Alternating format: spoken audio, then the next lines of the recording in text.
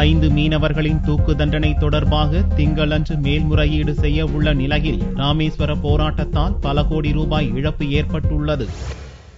ராமேஸ்வரம் தங்கச்சி மடத்தைச் சேர்ந்த 5 மீனவர்களின் தூக்கு தண்டனையை ரத்து செய்ய கோரியும் அவர்களை மீட்க வலியுறுத்தியும் மீனவர்களின் காலவரையற்ற போராட்டம் ஞாயிறன்று 9வது நாளாக நீடித்தது.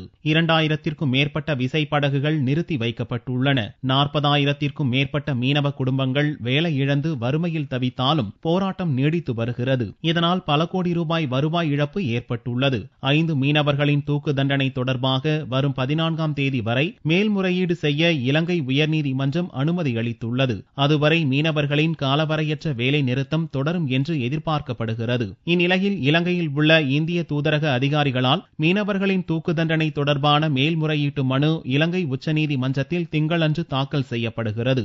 மிகச்சிறந்த சட்ட வல்லுநர்களை கொண்டு இவ்வழக்கில் வாதாட செய்வதற்கான முயற்சிகளை இந்திய தூதரகம் எடுத்துள்ளது.